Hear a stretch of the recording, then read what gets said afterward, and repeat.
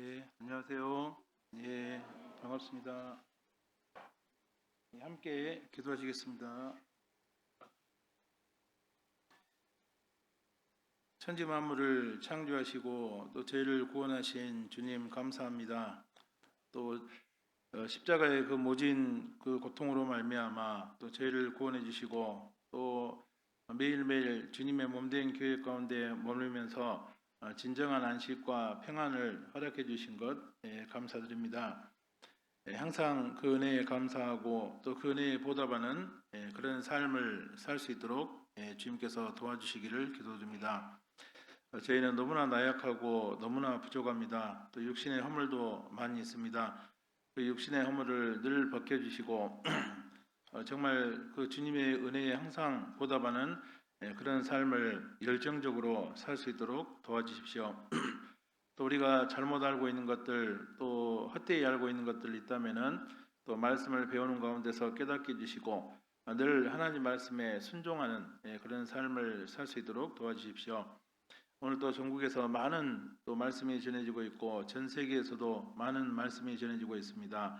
말씀이 전해지는 그곳에 하나님의 성령이 강하게 역사하셔서 우리에게 필요한 모든 것으로 채워주시기를 기도드립니다. 그래서 그 힘으로 말미암아 밖으로 복음이 힘있게 전해질 수 있도록 도와주시기를 기도드립니다. 오늘 말씀을 사모해서 모인 저희들에게 필요한 모든 지혜와 능력으로 함께해 주시기를 기도드립니다. 저희를 위해서 십자가에 들려 돌아가신 예수님 이름으로 기도드리겠습니다. 아멘. 예, 오늘 성경 열왕기하 2장 1절부터 15절까지 보시겠습니다. 열왕기하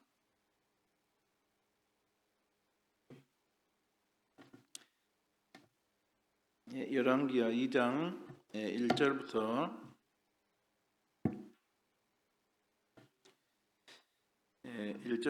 15절까지 말씀을 읽어드리겠습니다. 여호와께서 해릿바람으로 엘리야를 하늘에 올리고자 하실 때에 엘리야가 엘리사로 더불어 길갈에서 나가더니 엘리야가 엘리사에게 이르되 청컨대 너는 여기 머물라. 여호와께서 나를 베델로 보내시느니라. 엘리사가 가로되 여호와의 사심과 당신의 혼의 삶을 가리켜 맹세하노니 내가 당신을 떠나지 아니하겠나이다. 이에 두 사람이 베델로 내려가니 베델에 있는 선지자의 생도들이 엘리사에게로 나와 이르되 여호와께서 오늘날 당신의 선생을 당신의 머리 위로 취하실 줄을 아나이까 하로되 나도 아노니 너희는 잠잠하라. 엘리야가 저에게 이르되 엘리사야 청컨대 너는 여기 머물라. 여호와께서 나를 여리고로 보내시느니라. 엘리사가 가로되 여호와의 사심과 당신의 혼의 삶을 가리켜 맹세하노니 내가 당신을 떠나지 아니하겠나이다 하니라. 저희가 여리고에 이름에 여리고에 있는 선지자의 생도들이 엘리사에게 나와 이르되 여호와께서 오늘날 당신의 선생을 당신의 머리 위로 취하실 줄을 아나이까. 엘리사가 가로되 나도 아노니 너희는 잠잠하라. 엘리야가 또 엘리사에게 이르되 청컨대 너는 여기 머물라. 여호와께서 나를 요단으로 보내시느니라. 저가 가로되 여호와의 사심과 당신의 혼의 삶을 가리켜 맹세하노니 내가 당신을 떠나지 아니하겠나이다. 이에 두 사람이 행하니라. 선지자의 생도 50인이 거기 가서 멀리 서서 바라보매 그 두 사람이 요단가에 섰더니 엘리야가 겉옷을 취하여 말아 물을 치매 물이 이리저리 갈라지고 두 사람이 육지로 건너더라. 건너매 엘리야가 엘리사에게 이르되 나를 내게서 취하시기 전에 내가 내게 어떻게 할 것을 구하라. 엘리사가 가로되 당신의 영감이 갑절이나 내게 있기를 구하나이다. 가로되 내가 어려운 일을 구하는도다. 그러나 나를 내게서 취하시는 것을 내가 보면 그 일이 내게 이루려니와 그렇지 않으면 이루지 아니리라 하고 두 사람이 행하며 말하더니 호련히 불수레와 불말들이 두 사람을 격하고 엘리야가 회릿바람을 타고 승천하더라. 엘리사가 보고 소리 지르되 내 아버지여 내 아버지여 이스라엘의 병거와 그 마병이여 하더니 다시 보이지 아니하는지라. 이에 엘리사가 자기의 옷을 잡아 둘에 찢고 엘리야의 몸에서 떨어진 겉옷을 주워 가지고 들어와서 요단 언덕에 서서 엘리야의 몸에서 떨어진 그 겉옷을 가지고 물을 치며 가로되 엘리야의 하나님 여호와는 어디 계시니까 하고 저도 물을 치매 물이 이리저리 갈라지고 엘리사가 건너니라. 맞은편 여리고에 있는 선지자의 생도들이 저를 보며 말하기를 엘리야의 영감이 엘리사 위에 머물렀다 하고 가서 저를 영접하여 그 땅에서 그 앞에서 땅에 엎드리고. 거기까지입니다. 오늘 말씀은 그 영감의 갑절을 얻은 그 엘리사에 대해서 한번 생각을 해보겠습니다.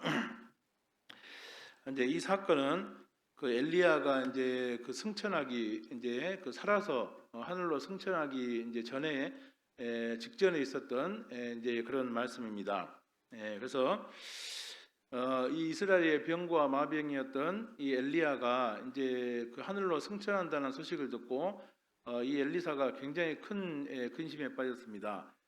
지금 북이스라엘이 어떤 우상 숭배와 악행이 극에 달하고 있고 또 그것을 이제 엘리사가 그래도 이제 겨우 그것을 막고 있었는데 엘리야마저 떠나면은 이 북이스라엘의 타락을 이제 누가 먹을 것인가 이제 그런 엄청나게 큰 걱정과 근심이 있었습니다. 그래서 이제 비록 부족하지만은 엘리사 자기 자신이라도 이 북이스라엘의 타락을 어떻게 하면 막을 수 있을 것인지 이제 그것을 이제 구하는 그런 마음이 있었습니다. 그래서 이제 이 엘리야가 떠나기 전에 능력의 갑절을 이제 구하게 된 겁니다. 그죠? 그러니까 그때 당시에 북이스라엘의 상황이 굉장히 안 좋았기 때문에 그냥 평범한 능력을 가지고는 그 사람들을 다시 돌이킬 수가 없는 거죠.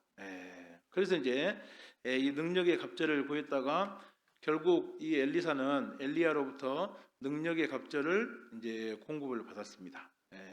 마찬가지로 우리 시대도 지금 타락이 아주 극에 달한 그런 시대죠. 그래서 요즘은 막 이제 남자도 여자가 되고 여자도 남자가 되고 이제 희한한 이제 세상으로 되고 있잖아요. 그래서 그리고 사람들의 마음이 굉장히 지금 삐뚤어져 있거든요. 이런 사람들을 하나님께 전도하고 또 이제 우리도 이 세상에 많은 타락된 것들을 날마다 보고 이렇게 살고 있기 때문에 우리도 신앙생활을 지키기가 정말로 어려운 시대에 우리가 살고 있습니다. 그죠? 그래서 정말 더 어렵고 극한 타락이 이루어지고 있는 시대에는 더 큰 영감의 갑절이 필요할 것 같습니다. 그래서 오늘 어떻게 해서 엘리사가 이 영감의 갑절을 받았는지 이 말씀을 쭉 배우면서 우리도 좀 교훈을 받아야 되겠습니다. 그래서 이 신앙생활은 어떤 내 육신의 생각이나 육신의 능력으로는 불가능합니다. 우리 가운데 많이 배우고 또 그 많은 돈을 가지고 있고 또 언변도 좋고 많은 능력이 있는 사람이 있지만은 그분들이 그런 어떤 육신의 스펙을 가지고 신앙생활을 잘할 수 있냐? 그런 천만의 말씀입니다. 그죠?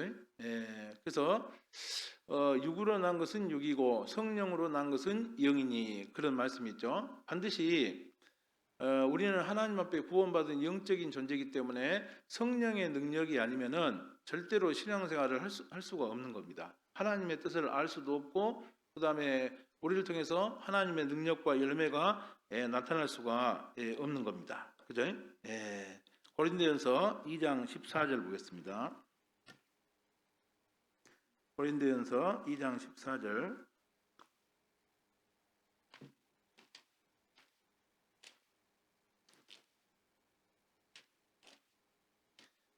고린도전서 2장 14절.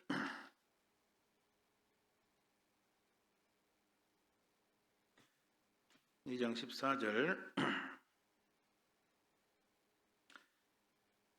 육에 속한 사람은 하나님의 성령의 일을 받지 아니하나니 저희에게는 미련하게 보임이요 또 깨닫지도 못하나니 이런 일은 영적으로 하여 분별함이니라. 그래서 이 성령의 능력을 받지 않는 사람은 그것을 깨달을 수도 없고 또 그것을 행할 수도 없는 거죠. 그죠?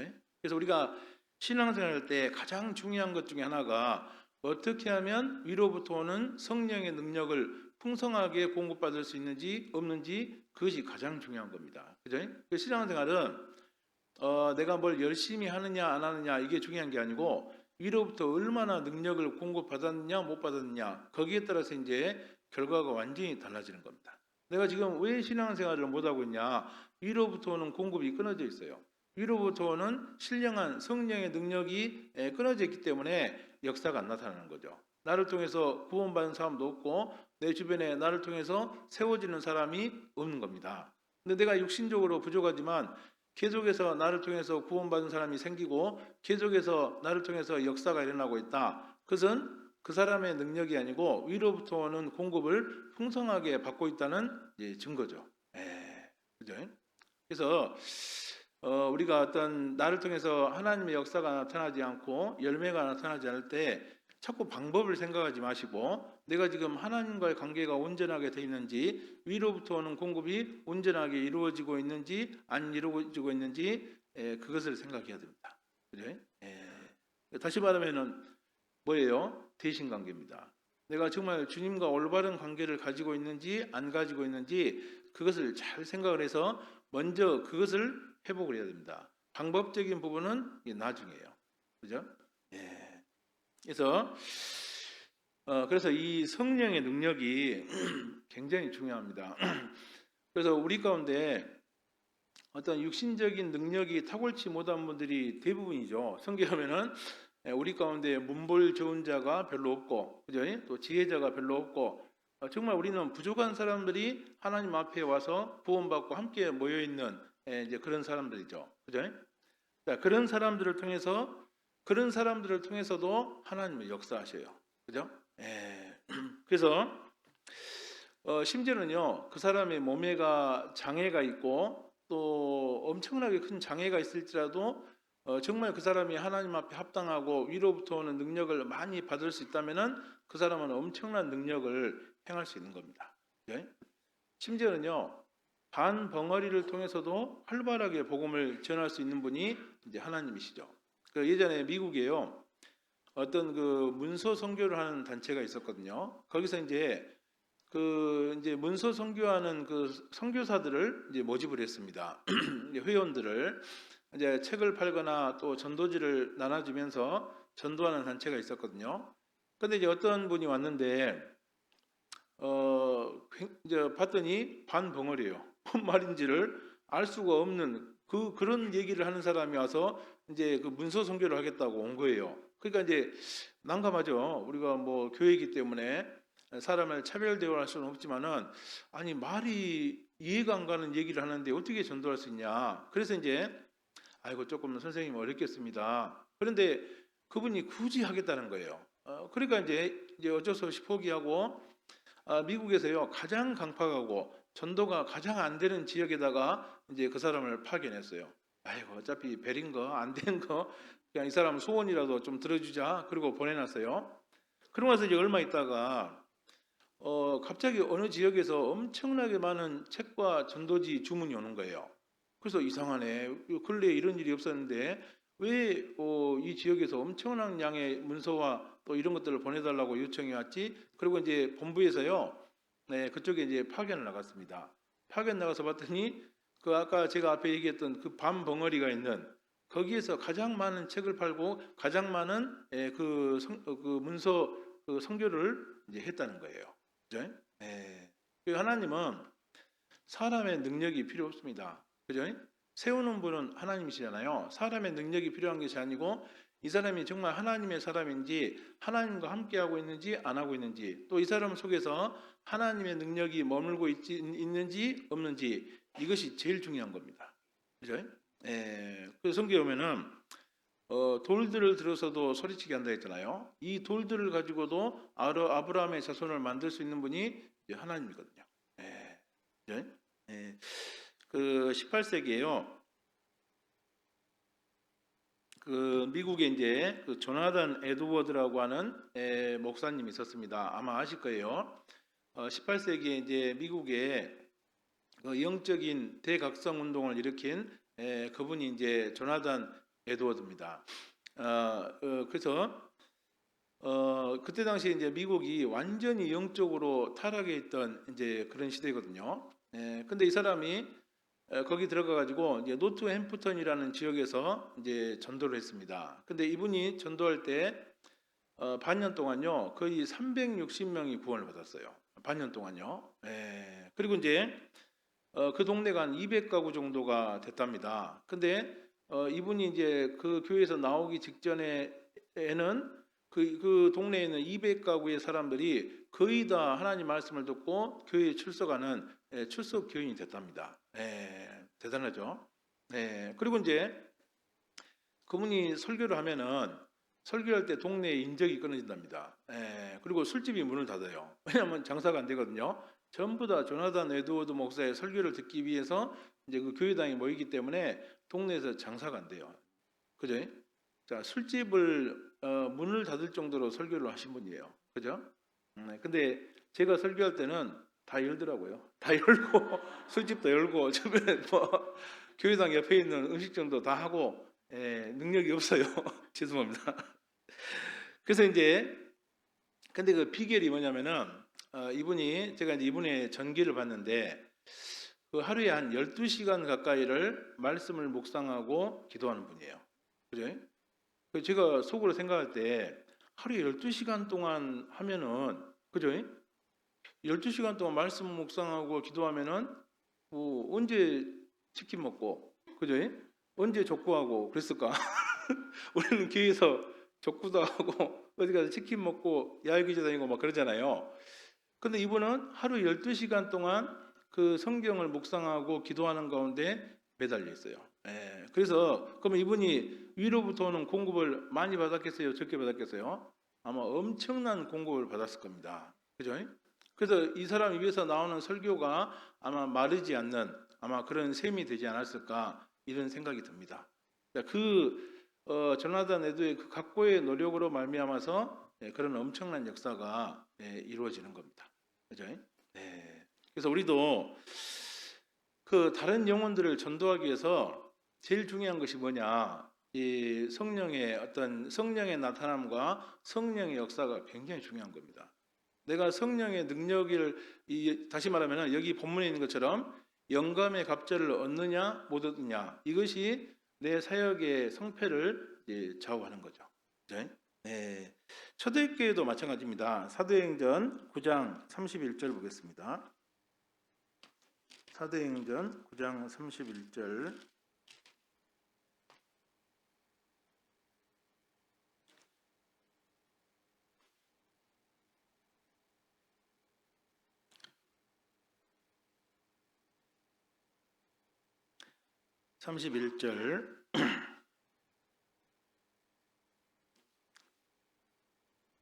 그리하여 온 유대와 갈릴리와 사마리아 교회가 평안하여 든든히 서가고 주를 경외함과 성령의 위로로 진행하여 수가 더 많아지니라. 그죠? 그래서 초대교회가 교회가 든든히 세워지고 복음이 활발하게 전해질 수 있었던 가장 큰 이유가 뭐냐? 31절에 그 하반부에 있는 것처럼 성령의 위로 그래가지고 1번 해가지고 제일 밑에 나눠지에 보면은 성령의 후원으로 진행하여 수가 더 많아지느니라. 그러니까 교회가 복음이 활발하게 전해질 수 있는 비결이 뭐죠? 성령의 후원이 충만하게 이루어지느냐, 이루어지지 않느냐 여기에 따라서 이제 달라집니다. 그죠? 네. 고린도전서 2장 4절도 보겠습니다. 고린도전서 2장 4절. 고린도전서 2장 4절부터 5절까지.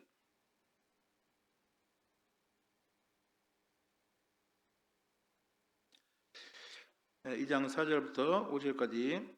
내 말과 내 전도함이 지혜에 권하는 말로 하지 아니하고 다만 성령의 나타남과 능력으로 하여 너희 믿음이 사람의 지혜에 있지 아니하고 다만 하나님의 능력에 있게 하려 하였노라. 그죠? 그래서 바울 사도를 통해서 많은 어떤 역사와 어떤 열매가 나타나게 된 가장 큰 비결도 바울 사도 개인의 능력이 아닙니다. 바울 사도의 언변이나 바울 사도의 지식이 아니고 철저하게 이 성령의 어떤 성령의 나타남과 성령의 능력으로 말미암아서 그 전도 역사가 폭발적으로 이제 이루어지게 된 겁니다. 그죠?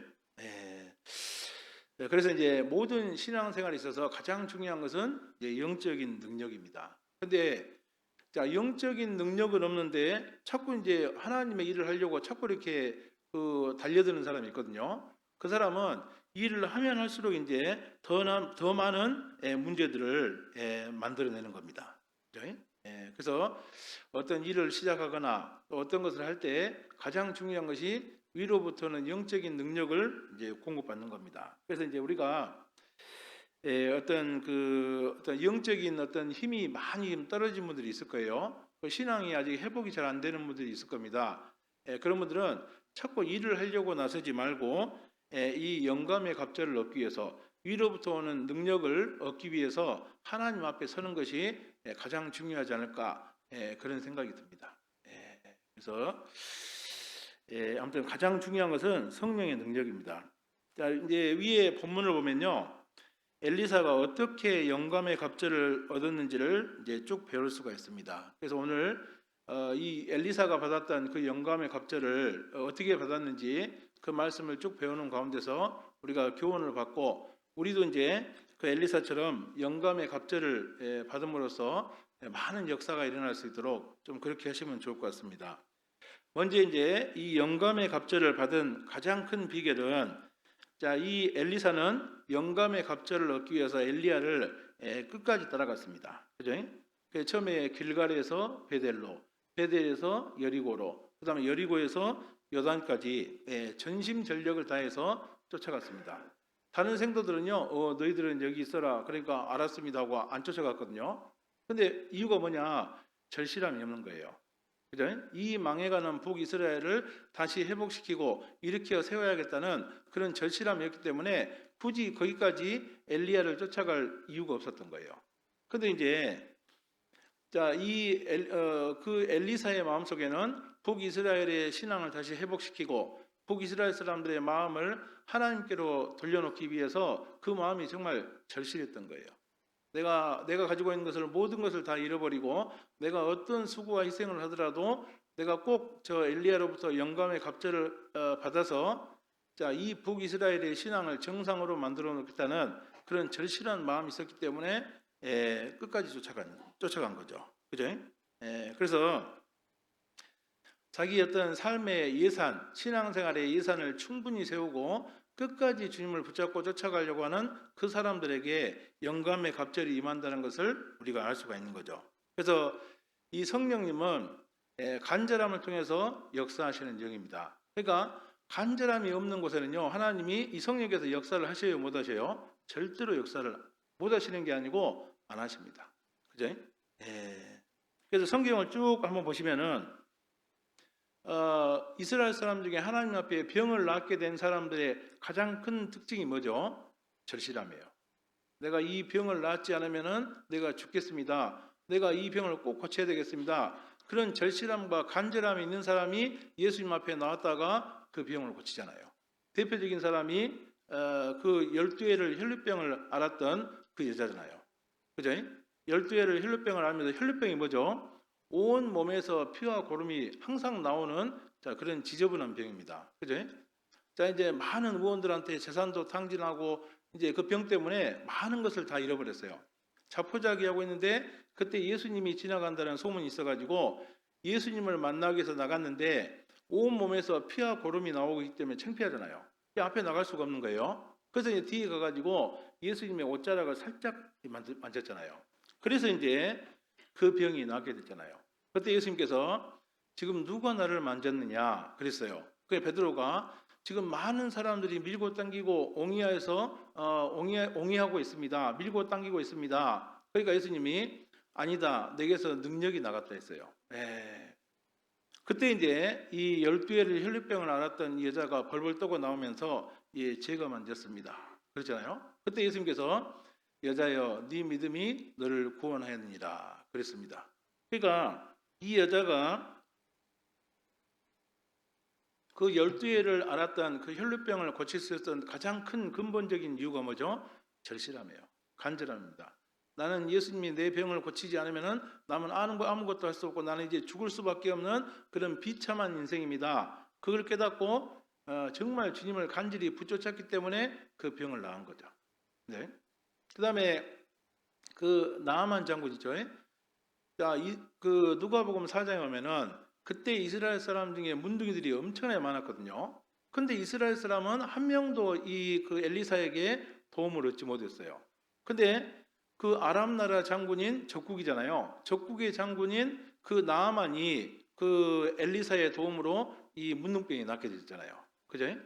그리고 그 성경에 또 뭐라 되냐면은 그때 이스라엘에 많은 과부들이 있었는데 이스라엘의 과부들은 한 명도 엘리야의 도움을 얻지 못했는데 자, 이 사르밧 과부 그 한 사람만이 그 기근 중에서 엘리야에게 도움을 얻었다고 성경에 나와 있습니다.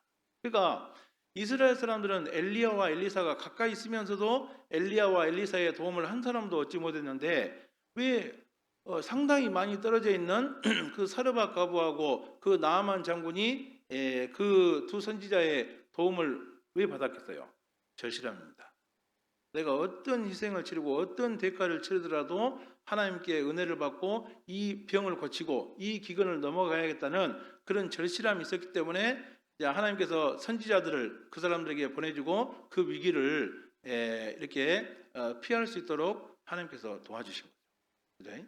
그래서 성령님은 정말로 갈망하는 사람, 그죠? 성령의 능력을 얻기를 갈망하는 사람, 주님 뜻대로 살기를 온전하게 갈망하는 그 사람에게 역사하시는 겁니다. 그죠? 근데 그런 마음 자체가 없어요.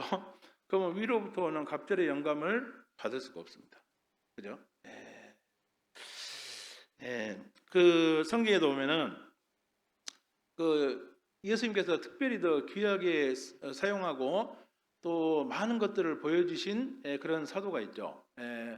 베드로하고 야고보하고 요한입니다. 이 사람들은요 예수님께서 더 많은 기적들을 보여주시고 더 많은 것들을 보여줬어요. 그죠? 그래서 회당장 야이로의 딸을 살릴 때도 이 세 사람만 데리고 왔잖아요. 그리고 이제 변화산에서 변화될 때도 이 베드로, 야고보, 요한 이 세 사람만 데리고 왔습니다. 그리고 이제 겟세마네 동산에서 기도할 때도요 다른 사람은 전부 놔두고 이 세 사람만을 데리고 왔습니다. 이유가 뭘까요? 자, 이 사람들은요 하나님 앞에 훨씬 더 겸손했고 그 하나님에 대한 갈망이 훨씬 더 컸기 때문에 이 세 사람들을 예수님이 정말 귀하게 생각한 겁니다. 그러니까 다른 사람이 보지 못한 많은 기적들을 보여주시고 많은 능력으로 더 씌워주게 된 겁니다. 그죠? 그 세리마티가 나오죠. 이 세리마티가 그 관할하고 있던 지역은요 굉장히 큰 지역이고 세수가 엄청나게 많이 나오는 그런 지역입니다. 그러니까 이 세리마테가 부자였겠어요? 가난했겠어요? 엄청난 부를 가지고 있었을 겁니다. 근데 그것에 대한 욕심이 없어요. 그죠? 마음에 늘 공허함이 있고 뭔가 인생 문제가 해결이 안 되는 겁니다. 그 메시아에 대한 절실한 마음을 가지고 있으니까 예수님이 거기 일부러 찾아가 가지고 세리마테를 사도로 불렀잖아요. 그죠? 그래서 그렇게 된 가장 큰 이유도 열망이에요. 정말 전심전력을 다해서 메시아를 구하고 주님을 찾는 그 열망으로 말미암아서 예수님을 만나게 되는 겁니다. 그죠? 요새 내 생활 가운데서 왜 자꾸 말씀이 안 깨달아지고 왜 어떤 신령한 능력과 은총들을 내가 쉽게 보지 못하느냐? 언젠가부터 절실함이 사라진 거예요. 그죠? 그래서 육신적으로 너무 배불러 있으면은 아마 영적인 갈망이 사라지는 것 같아요. 영적인 갈망이 사라지니까 그때부터 이제 눈도 점점 어두워지고 신령한 것을 볼 수 있는 눈도 어두워지고 그 다음에 뭔가 나를 통해서 하나님의 은총과 능력이 나타나지 않는 것 같습니다. 이게 저도 좀 그런 것 같아요. 저도 이제 살이 빠질 때는 좀 잘 보이는 것 같아요. 그죠? 못 먹고 좀 할 때는 잘 보이는데 요새 좀 살이 쪘어요. 왜냐면은 발령 나가지고 이제 어디 간다고 하니까 이제 교회에서 자꾸 뭐 먹여주고 막 그래가지고 근데 아무튼 저도 이제 근데 순간 속더라고요. 아, 내가 지금 육신적인 축복을 받고 있고 뭔가 육신적으로 형통한 삶을 살고 있으니까 내가 신앙생활에 큰 축복을 받고 있다고 착각을 할 때가 순간 착각을 하게 되잖아요. 근데 최근 들어서 제가 흠칫 놀랐어요. 아, 내가 정말 그 육신적으로 너무나 이렇게 평온하고 육신적으로 너무나 이렇게 그 안정된 생활을 하다 보니까 언젠가부터 점점점 그 신앙적인 갈망이 사라지고 전심전력으로 주님을 찾았던 그 마음에서 점점 멀어지고 있구나 하는 것들을요. 요새 최근 들어서 느끼면서 흠칫 놀랐습니다. 정말 저는 주님을 위해서 뜨겁게 살고자 하는 열망이 있고 뭔가 전심전력을 다해서 주님을 찾고 있다고 생각했는데 나도 모르게 있잖아요. 스스로 이제 그런 마음들이 점점 무너지고 있다는 것을 쭉 보면서 흠칫 놀랐습니다. 그래서 마귀의 가장 큰 일 중에 하나가 뭐냐면은 그리스도인들 마음속에서 이런 갈망, 이런 절실함을 사라지게 하는 거예요. 그래서 이제 육신의 형통도 주고 사람들에게 칭찬받고 명예를 얻고 이런 것들을 자꾸 슬쩍슬쩍 던지면서 허락하는 겁니다. 그렇죠? 그래서 우찌무라 간주가 그랬죠. 우리가 아직도 약한 것은 우리가 아직도 너무 강하기 때문이다. 내가 너무나 많은 것을 가지고 있고 너무나 많은 그 주님과 상관없는 그런 강함을 가지고 있기 때문에 내 신앙생활은 아직도 연약하다. 이제 그런 얘기했거든요. 맞는 것 같아요. 그죠? 그래서 우리도 그 옛날보다는 정말 많은 것이 좋아졌잖아요. 교회당도 훌륭하고 수양회장도 정말 훌륭하고 예전에 우리 광주 농구에서 수양회 때는요 거의 피난민이잖아요. 피난민. 그죠? 우리 교회 어디 가잖아요. 저 피난민들 어디 가네 막 그렇게 생각했거든요. 교회당 주변에 있는 사람들도. 그렇게 했는데 그때는 열정이 훨씬 더 뜨거웠어요, 안 뜨거웠어요? 정말 뜨거웠습니다. 그 어렵고 그 열악한 환경 속에서도 복음을 전하기 위해서 뜨거운 마음이 있었는데 지금 너무나 편안한 환경과 모든 것을 다 가지고 있는데도 우리는 여전히 불평 불만도 많고 뭐가 부족한 것처럼 그렇게 살고 있잖아요. 그죠? 그래서 참 저도 그렇고 육신의 어떤 부유함이라든지 이런 것들이 그렇게 썩 좋은 것은 아니구나 하는 것들을 최근에 많이 느끼는 것 같습니다. 그죠? 역대하 16장 9절도 보겠습니다.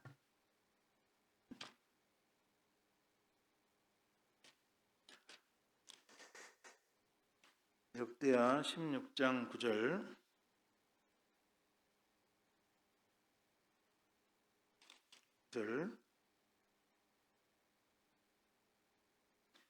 역대하 16장 9절 구약성경 674페이지.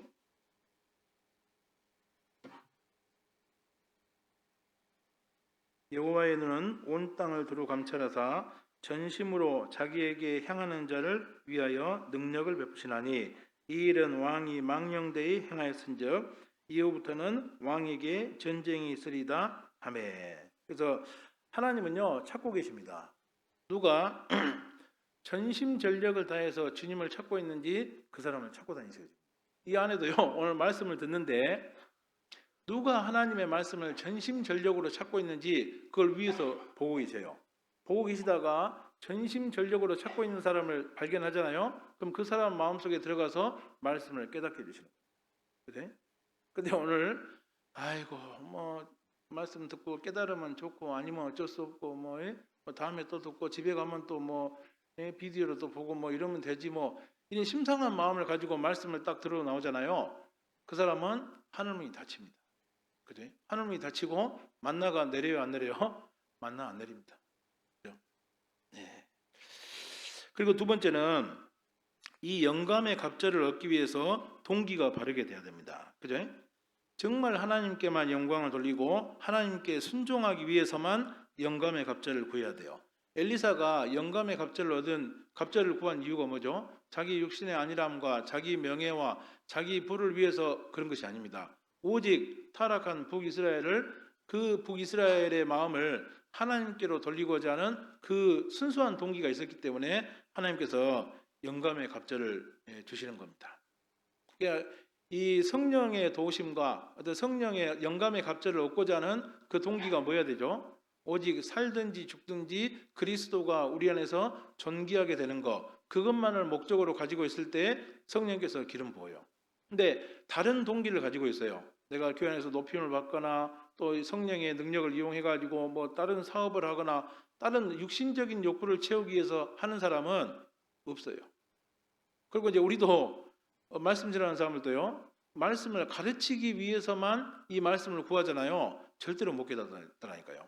이 말씀을 듣고 내가 마음판에 새기고 이 말씀을 행하기 위해서, 그렇게 말씀을 구할 때 우리도 전도인들도 말씀을 깨닫는 것이지, 단지 성도들에게 멋진 말을 가르치기 위해서 말씀을 보고 듣고 하잖아요. 안 깨달아지라니까요.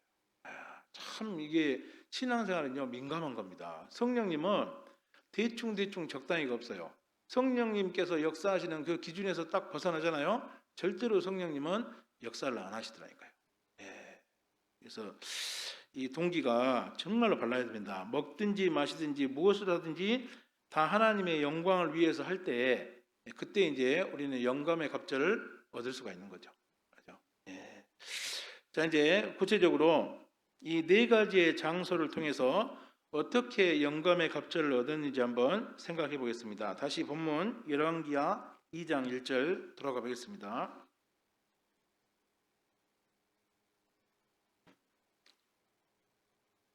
(2장 1절)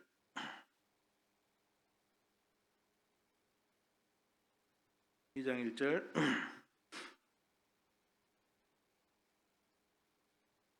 여호와께서 해리바람으로 엘리야를 하늘에 올리고자 하실 때 엘리야가 엘리사로 더불어 길갈에서 나가더니. 자, 이제 영감의 갑절을 받는 첫 번째 장소가 이제 길갈입니다. 그죠? 자, 이 길갈이 어떤 곳이냐면요, 이스라엘 백성들이 할례, 그죠?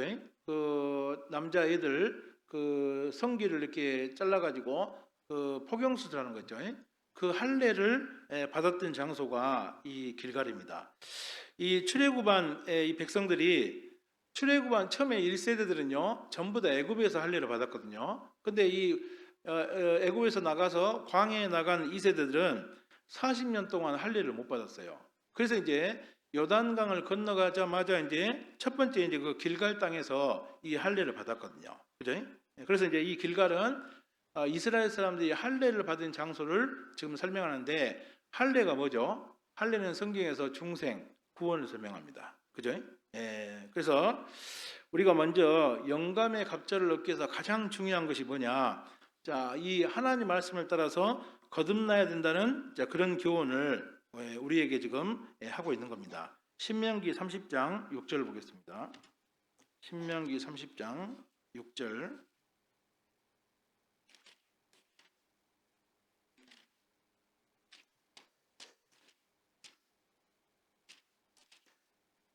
신명기 30장 6절.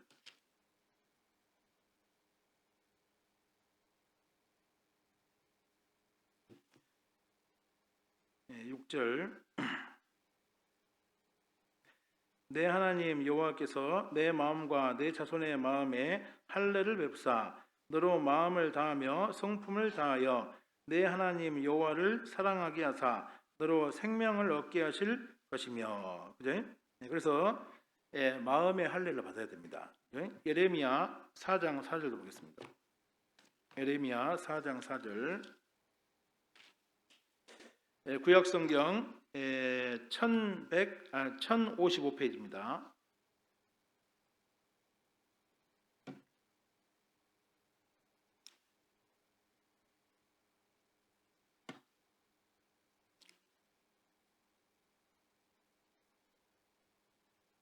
예레미야 4장 4절.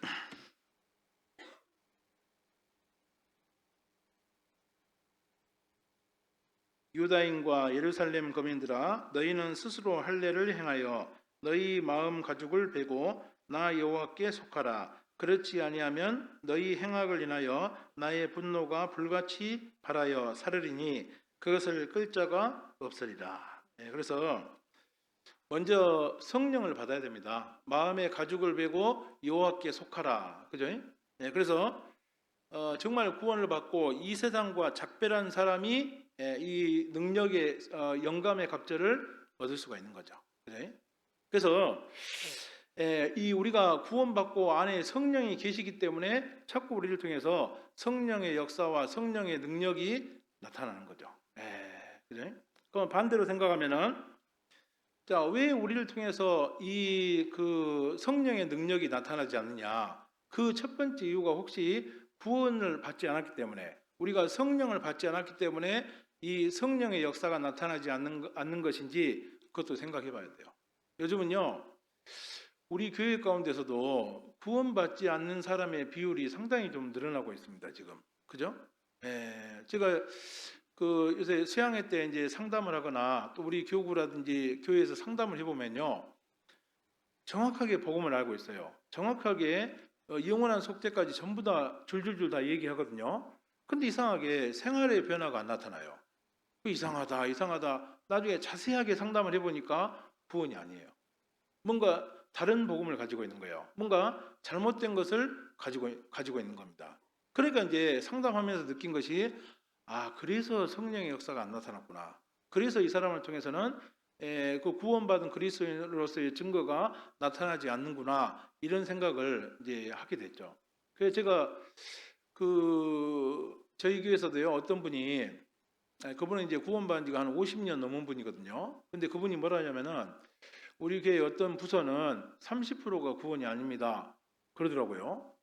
대강주교회잖아요. 대강주교회에서 어디 부서가 30%가 구원이 아니라고 얘기하니까 제 마음이 굉장히 좀 불쾌하더라고요. 좀 찜찜하더라고요. 그래도 우리가 전국에서 가장 모범이 되는 교회 중에 하나인 대강주교회인데 어디 거기가 구원이 30%가 아니라고 얘기하는 게 참 납득이 안 가더라고요. 근데 제가 이제 들어와서 5년 됐거든요. 근데 상담을 하면 할수록 정말 그분이 뭔가를 알고 있는 것 같구나. 그분의 말씀이 맞을 수도 있겠다는 생각을 지금 많이 하고 있습니다. 이유가 뭔지 아세요? 이제 점점점 구원받은 그리스도인들과 구원받지 않은 그리스도인들의 경계선이 없어지고 있어요. 옛날같이 철저하게 사는 것도 없고, 그죠?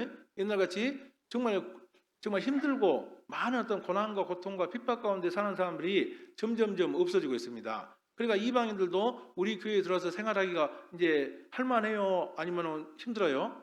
이제 할만한 시대가 돼버린 거예요. 그죠?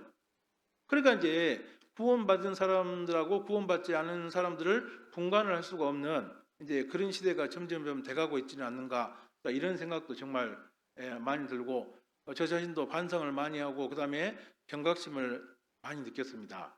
그리고 이제 제가 어떤 교구를 맡거나 어떤 교회를 맡게 되면은 제일 먼저 우리 식구들 구원부터 한번 살펴봐야겠구나 이런 생각을 지금 많이 하게 됐습니다. 지금 뭐 구원 감별사가 되라는 거 아닙니다. 불러다 놓고 뭐 구원이냐 아니냐 막 따지고 책망하고 옛날에 그래서 무리를 일으키는 분들이 좀 있었잖아요. 제가 지금 그런 얘기하는 게 아닙니다. 그래요? 뭔가 생활 가운데서 성령의 역사가 나타나지 않고 어떤 성령의 능력이 나타나지 않는 분들은 의심해봐야 돼요. 근데 그분들을 아무런 관심을 갖지 않고 기도도 하지 않고 상담도 하지 않고 내버려뒀다가 지옥 가면은 누구 책임이에요? 우리가 그 핏값을 받아야 되는 겁니다. 그러니까 과격하게 할 필요는 없지만은 늘 관심을 가지고 그분들이 그 구원이 정확해질 때까지 정말 기도해주고 도움을 주는 것은 필요합니다. 그죠? 그래서 구원받고 나면은 첫 번째로 나타나는 능력이 뭐죠? 먼저 말씀을 깨닫게 됩니다. 이전에는 성경을 보면은 검정 것은 글씨고 하얀 것은 종이였잖아요. 그건 수면제예요. 잠 안 오면은 이제 성경 보잖아요. 그러면 잠 안 오면은 잠 잘 자잖아요. 근데 이제 구원을 딱 받고 나면은 이 안에 성령께서 딱 들어오시면은 그때부터 성령의 기름 부음이 있습니다. 그 성령의 기름 부음으로 말미암아서 이전에 내가 전혀 깨달을 수 없던 그런 말씀들을 이제 깨닫게 되는 거죠. 그러니까 어떤 분도 그래요. 내가 어제까지는 성경을 하나도 이해를 못했는데 어제 딱 구원받고 나니까 오늘 아침에 주일 설교 듣는데 이해가 되네. 이런 말씀들, 이런 분들이 있어요. 당연한 거예요. 자기 머리로 깨달은 것이 아니고 속에 있는 성령께서 깨닫게 해줬기 때문에 이해가 되는 거죠. 그죠? 그래서 혹시 이 가운데도 아직도 성경만 보면 잠이 오고 언제 이 말씀 끝나는지 항상 그것만 고대하고 있고 이런 분들은 내가 정말 구원 받았는지 안 받았는지 생각해 봐야 됩니다. 그리고 교제 가운데서 다른 형제 자매님들이 간증하는데 전혀 공감이 안 돼요. 도대체 왜 저런 것 때문에 좋아하고 왜 저것 때문에 기뻐하고 울고 있지?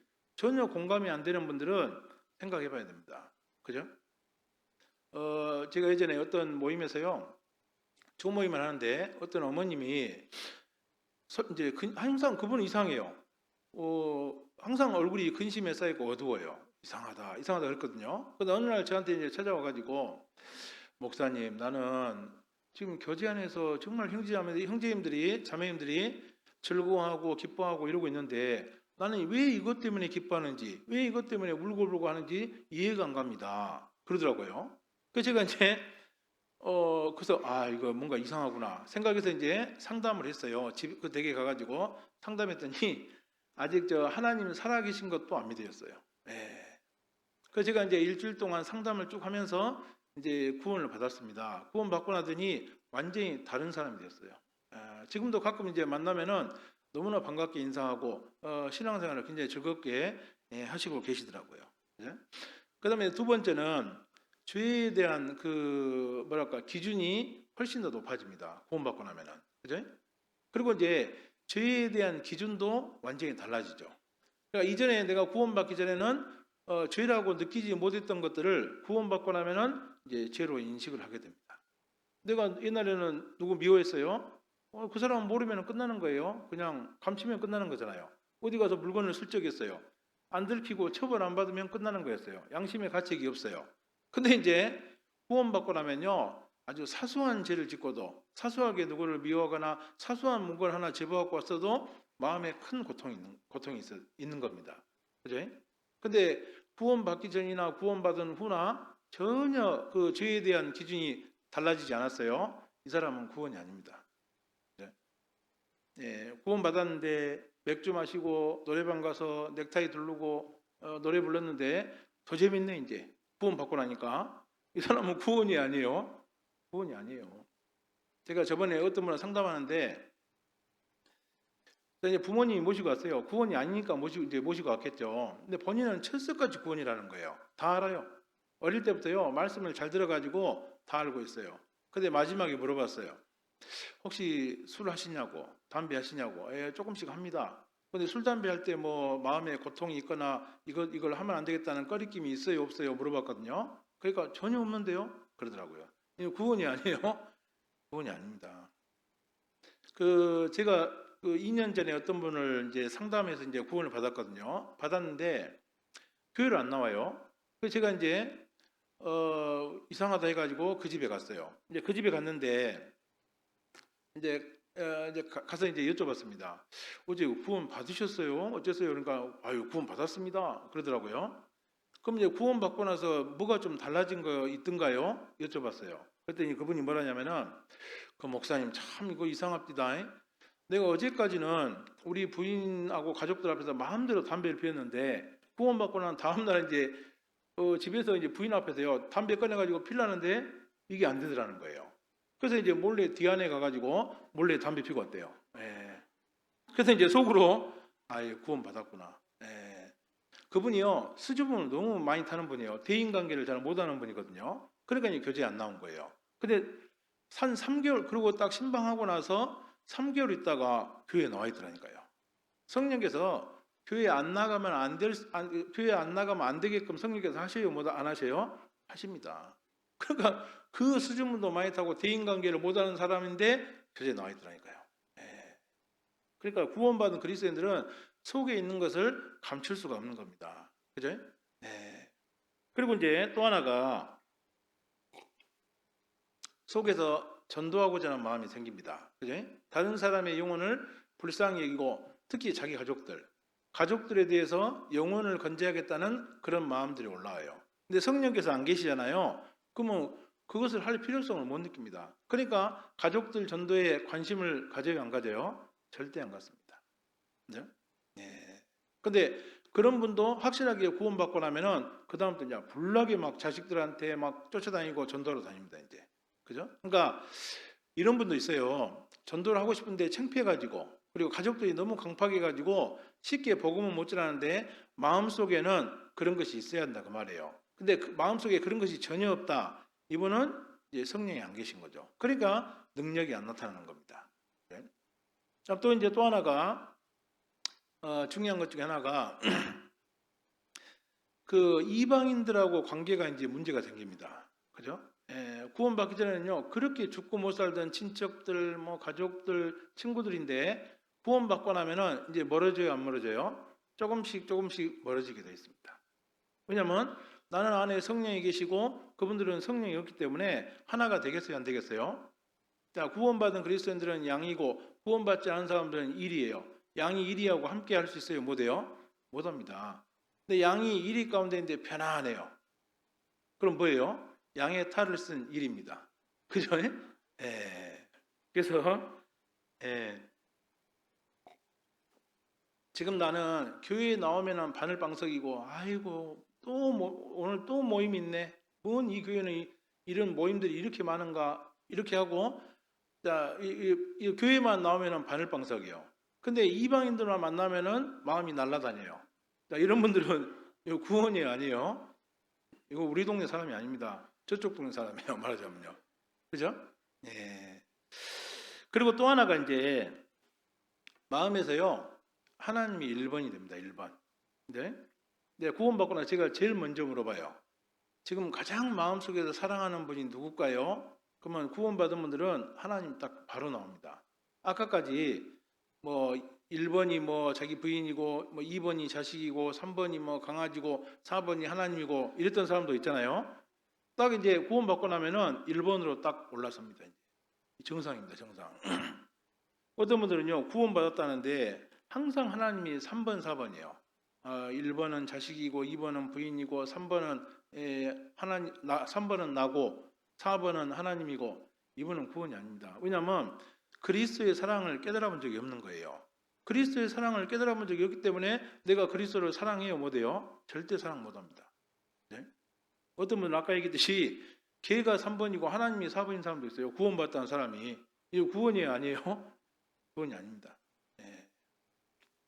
그래서 이제 이런 한 5가지 정도가 아마 이 성령이 있다는 증거로 나타나는 가장 큰 증거가 아닌가 생각이 됩니다. 근데 이 중에 한 개라도 전혀 없다. 그러면 이제 고민해 봐야 돼요. 그죠? 네. 그래서 이제 우리가 첫 번째 영감의 갑절을 얻기 위해서 가장 중요한 것이 먼저 구원을 받고 성령을 받아야 됩니다. 그 다음에 두 번째가 이제 베델이죠. 다시 열왕기하 2장 2절 돌아가 보겠습니다. 열왕기하 2장 2절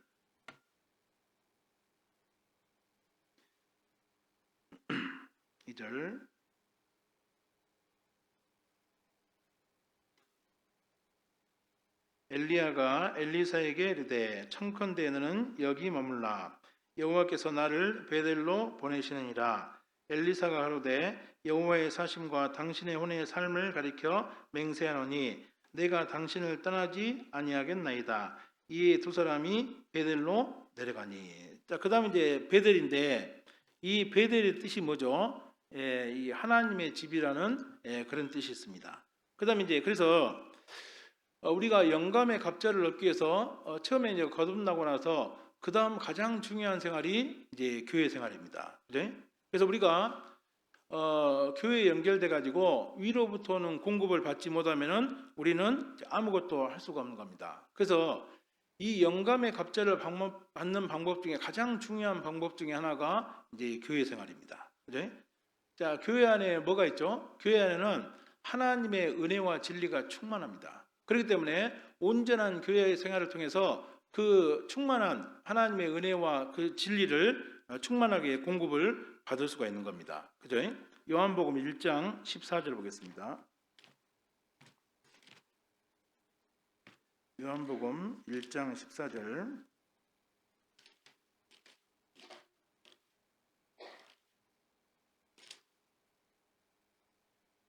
요한복음 1장 14절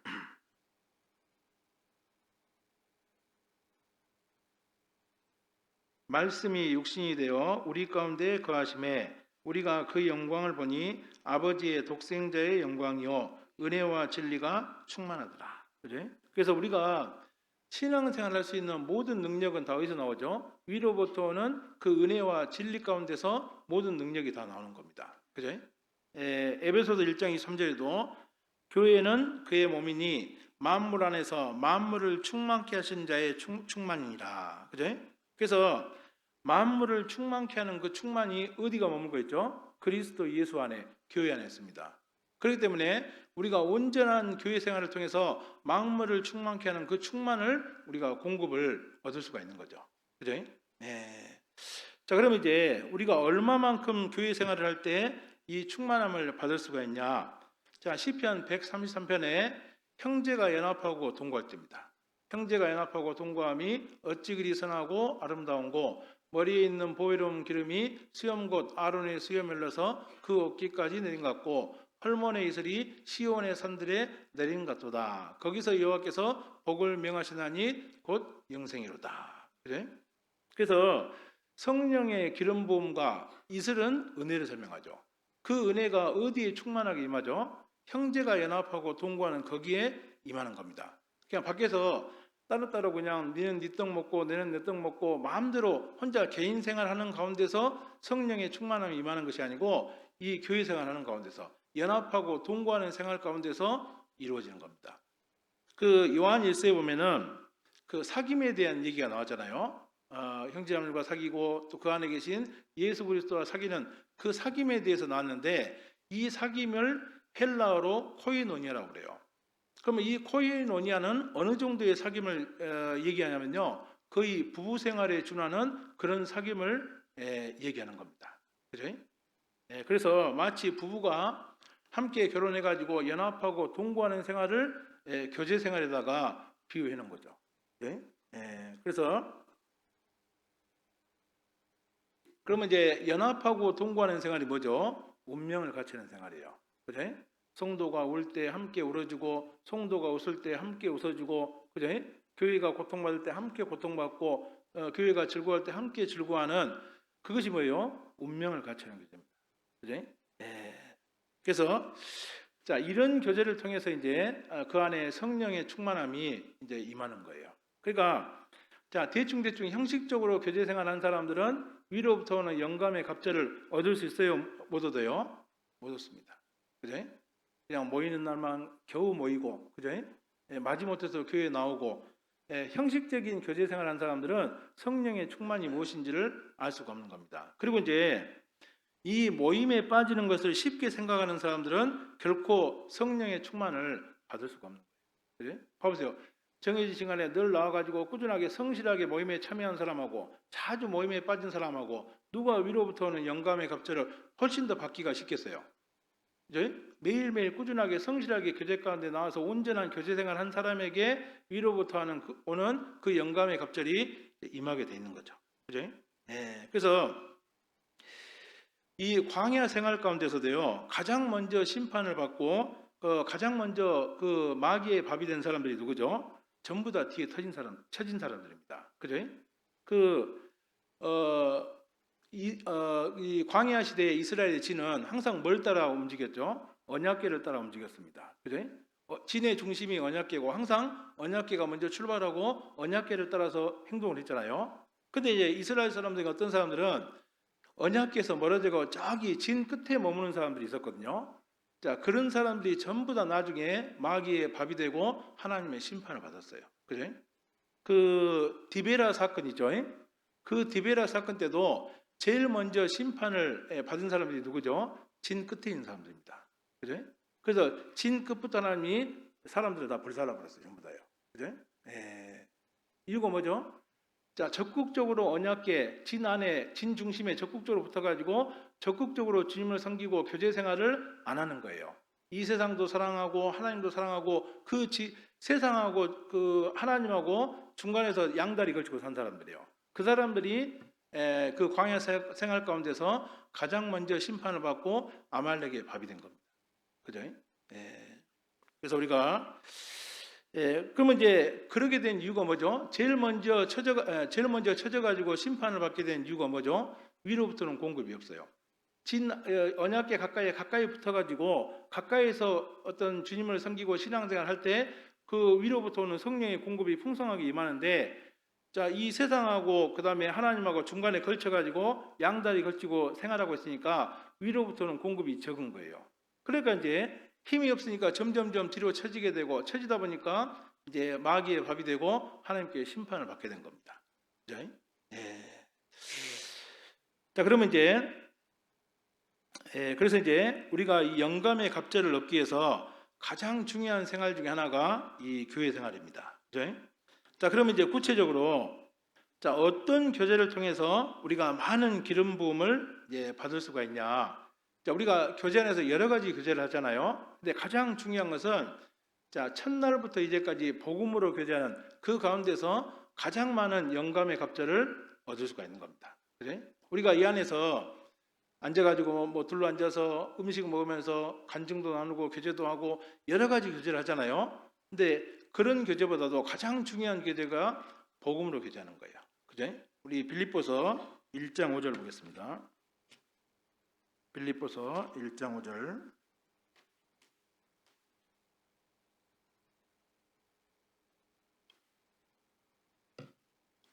빌립보서 1장 5절. 자, 이 빌립보서는요, 교제에 대한 말씀이죠. 그죠? 자, 이 에베소서는 교회가 무엇인지를 설명하는 말씀이고, 이 빌립보서는 교제 생활이 어떤 것인지를 설명하는 말씀이고, 그 다음에 골로새서는 자, 교회 가운데 계신 주님이 누군지를 설명하는 그런 말씀이 골로새서입니다. 그러니까 이 에베소서, 빌립보서, 골로새서는 전부 다 교회에 대해서 말씀하고 있는데 교회에 대해서 얘기하는 방향이 틀립니다. 그래서 이제 이 빌립보서는 자, 교제가 무엇인지를 얘기하고 있는데 교제에서 가장 중요한 것이 뭐냐? 빌립보서 1장 5절입니다. 빌립보서 1장 5절. 첫날부터 이제까지 복음에서 너희가 교제함을 인함이라. 그래서 정말 하나님께서 원하시는 합당한 교제가 뭐냐? 첫날부터 이제까지 복음에서 교제하는 그 교제가 가장 합당한 교제라는 것을 지금 얘기하고 있는 겁니다. 그죠?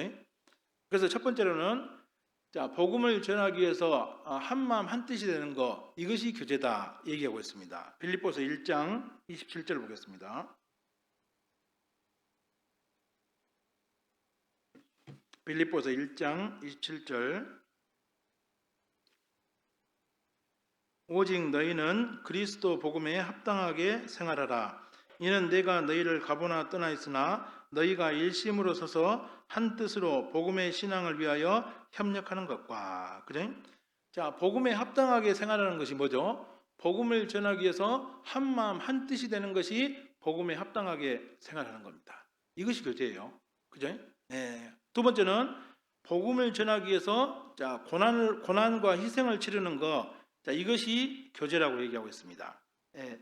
먼저요. 그 전에 그리고 이제 빌립보서 2장은요. 자, 이 복음의 신앙을 위해서 협력하기 위해서 가장 필요한 것이 뭐냐? 그리스도 예수의 마음이 필요하다는 것을 얘기하고 있습니다. 그래서 그리스도 예수의 마음이 뭐죠? 겸손한 마음, 복종하는 마음이에요. 그죠? 온전한 교제 생활이 뭐냐? 복음을 전하기 위해서 협력하는 생활인데 복음을 전하기 위해서 협력하기 위해서 가장 중요한 것이 뭐냐? 그리스도 예수의 마음을 품는 거예요. 그래서 정말 예수님처럼 겸손하고 온유하고 복종하는 마음, 성도 서로가 그런 마음을 가질 때 복음의 신앙을 위해서 협력할 수가 있는 겁니다. 근데 성도 각자가 그런 그리스도 예수의 마음이 없어요. 복음의 신앙을 위해서 협력하기가 어렵습니다. 그죠?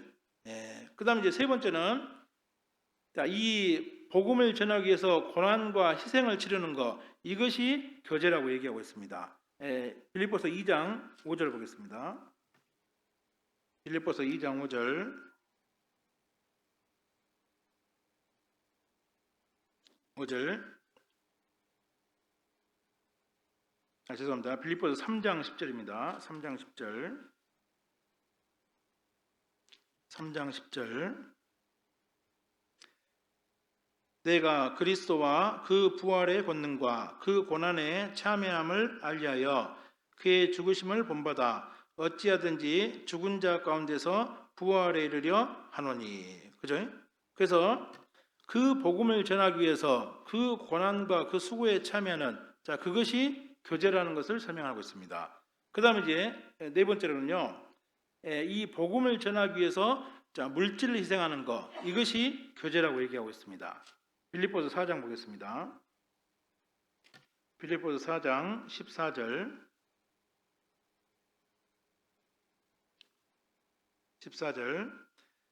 그러나 너희가 내 괴로움에 함께 참여했으니 잘하였도다. 빌립보 사람들아 너희도 알거니와 복음의 시초에 내가 마게도냐를 떠날 때 주고받는 내 일에 참여한 교회가 너희 외에 아무도 없었느니라. 데살로니가에 있을 때에도 너희가 한 번 두 번 나의 쓸 것을 보내었도다. 내가 선물을 구함이 아니오 오직 너희에게 유익하도록 과실이 번성하기를 구함이라. 내게는 모든 것이 있고 또 풍부한지라. 에바브로 디도편에 너희의 준 것을 받음으로 내가 풍족하니 이는 받으실 만한 향기로운 제물이요 하나님을 기쁘시게 한 것이니라. 그래서 여기 빌립보서 4장 15절 보면 참회가 나오죠. 참회에서 아마 1번이 있을 겁니다. 제일 밑에 나눠주에 보면은 교제예요.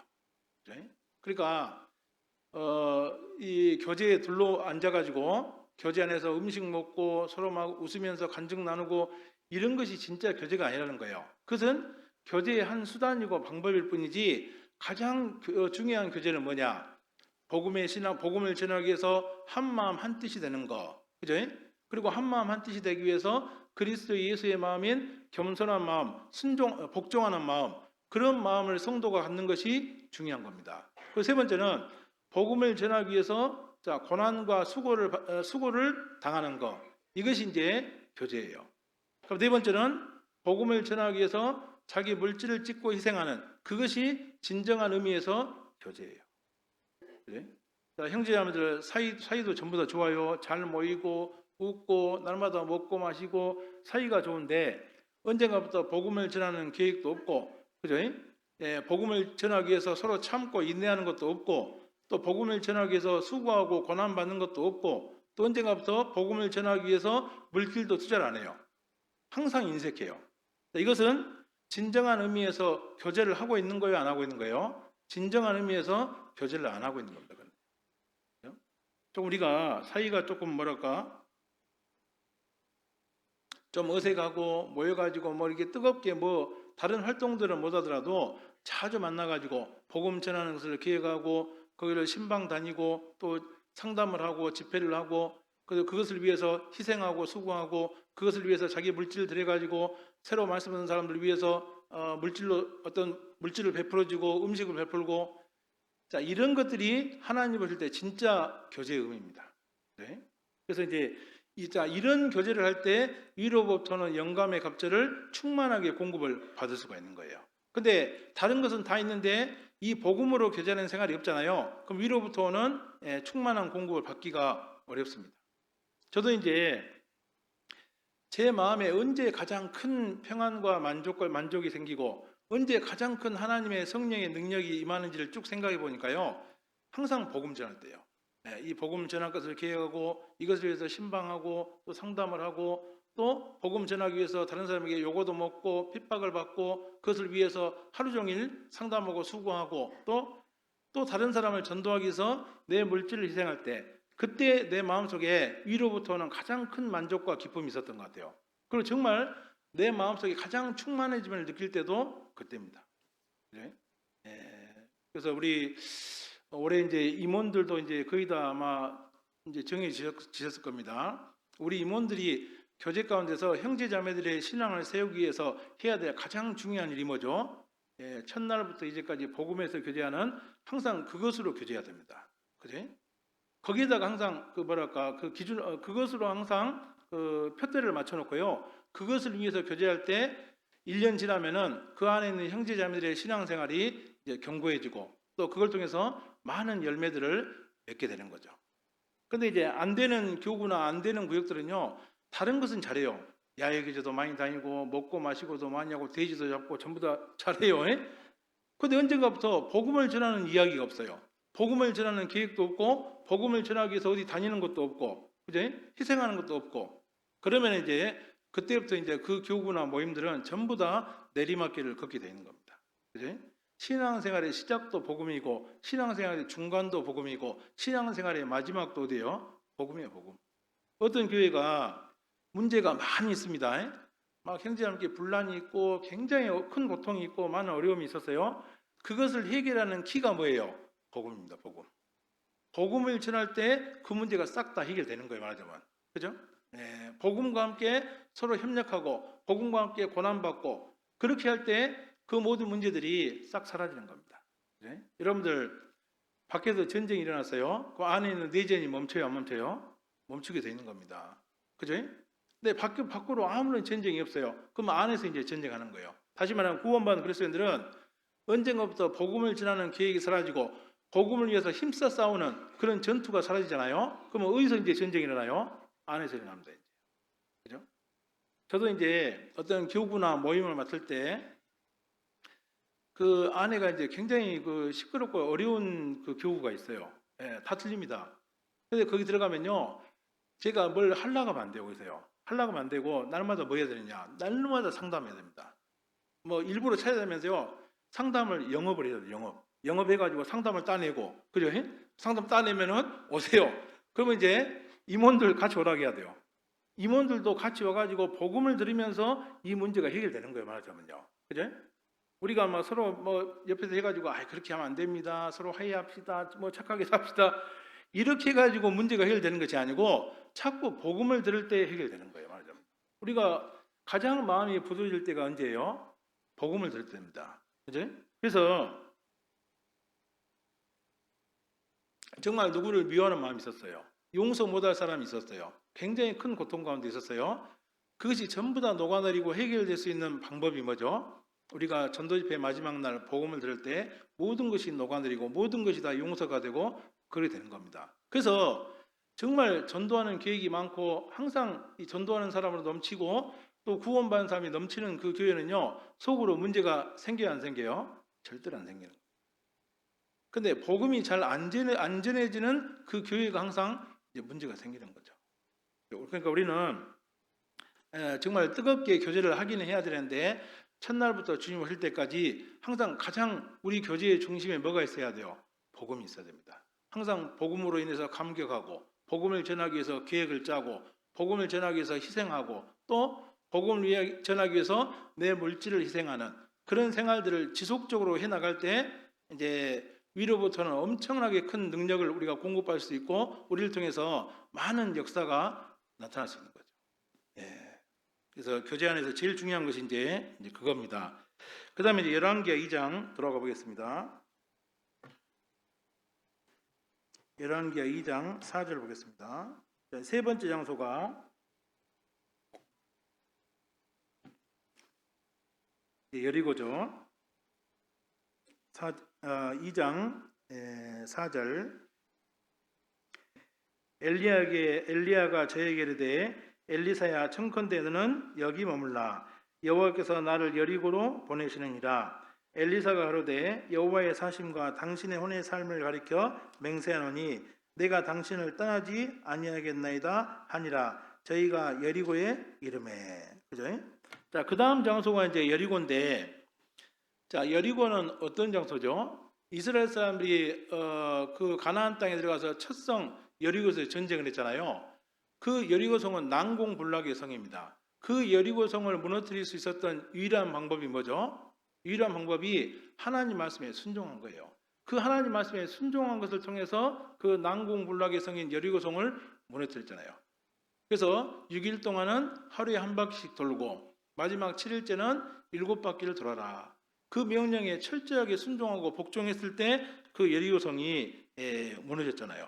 그래서 이 여리고는 이 우리에게 순종의 중요성을 이제 일깨워 주는 겁니다. 그죠? 그래서 우리는 먼저 구원을 받고 하나님의 집에 연결돼 있고 그 다음에 하나님 말씀에 순종함으로써 영감의 갑절을 얻을 수 있다는 것을 설명하는 겁니다. 그래서 누구에게 성령의 기름 부음이 계속되냐면은 계속된 순종의 생활을 하는 사람을 통해서 성령의 기름 부음이 계속되는 거죠. 그죠? 사도행전 5장 32절 보겠습니다. 사도행전 5장 32절.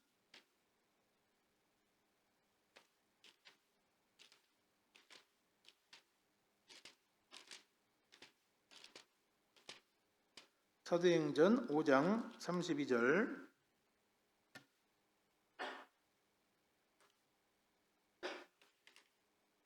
(5장 32절)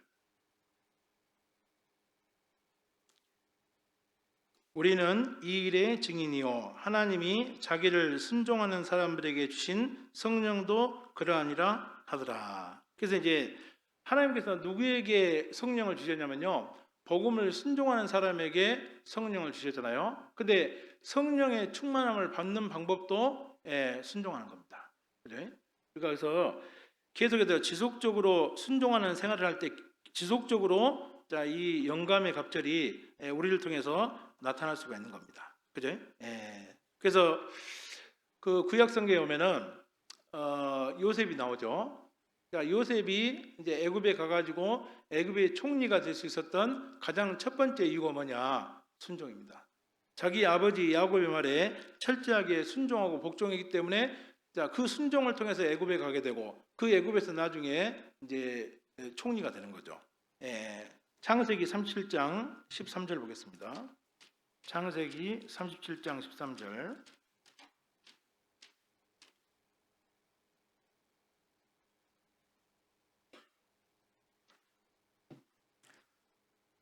창세기 37장 13절.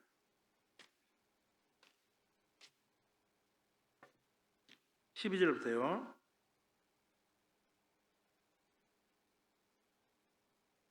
그 형들이 세겜에 가서 아비의 양떼를 칠 때 이스라엘이 요셉에게 이르되 내 형들이 세겜에서 양을 치지 아니하느냐 너를 그들에게로 보내리라.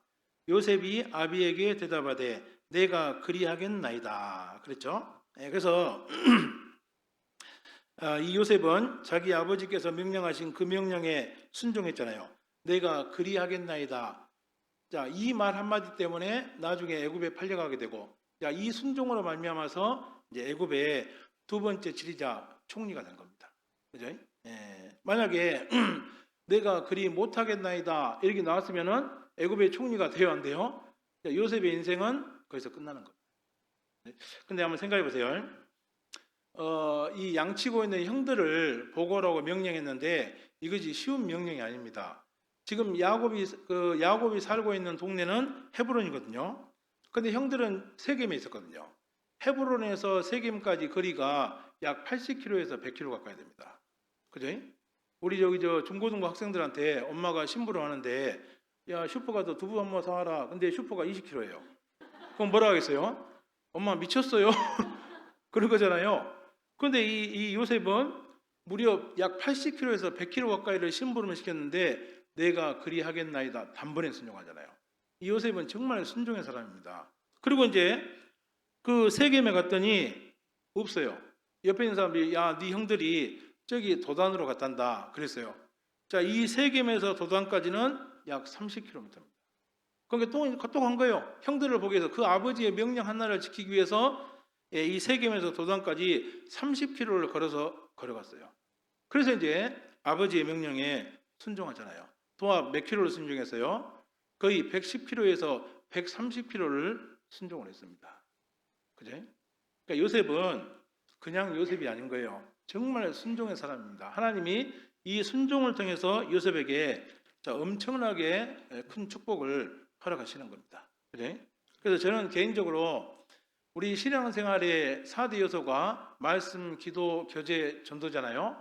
신앙생활의 5대 요소는 말씀, 기도, 교제, 전도, 순종이라고 생각합니다. 네? 제가 항상 신앙생활에 문제가 생길 때도 항상 불순종해요. 내가 항상 신앙생활에 축복을 받고 영감의 갑절을 받는 그 근본적인 원인도 순종이에요. 순종. 그죠? 네. 그래서 우리가 이 열심보다 중요한 것이 뭐죠? 순종입니다. 순종. 그죠? 사울이 거듭되게 불순종하니까 사무엘이 뭐라 했죠?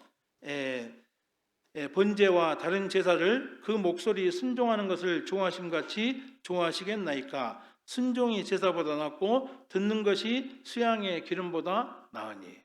그래서 우리가 하나님 앞에 영감의 갑절을 얻기 위해서 열정을 부리는 것보다 더 중요한 것이 뭐죠? 순종하는 것이 훨씬 더 중요한 겁니다. 그죠? 네. 그래서 이 순종하지 않는 열정은요, 나중에 반드시 자기 영광을 드러내게 되어 있습니다. 그죠?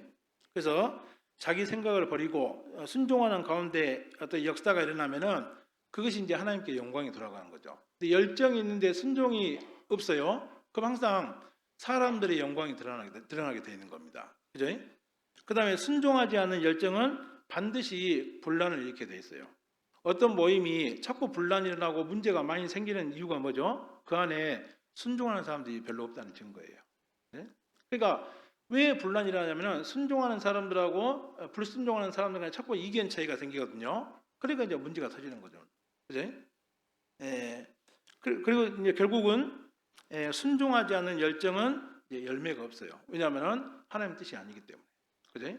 그래서 교회 안에서 가장 중요한 것은 열정을 부리는 것이 아닙니다. 열정을 부리는 것이 아니고 순종하는 것이 훨씬 더 중요한 거예요. 그죠? 하나님은 사람의 능력이 필요가 있어요, 없어요? 사람의 능력이 필요가 없는 겁니다. 능력은 누구한테 있죠? 능력은 하나님께 있는 거예요. 그 솔로몬이 성전을 세울 때 성전 문 앞에 두 개의 큰 기둥이 있었죠. 그죠? 뭐죠? 야긴과 보아스예요. 그죠? 저가 세우리라. 능력이 저에게 있다. 무슨 말이죠? 교회를 세우는 능력은 사람한테 있는 것이 아니고 누구한테 있는 거예요? 하나님께 있는 거예요, 말하자면요. 그러니까 교회를 세우는 능력이 하나님께 있기 때문에 우리가 교회를 세우려고 해야 돼요? 아니면 우리는 주님께 순종해야 돼요?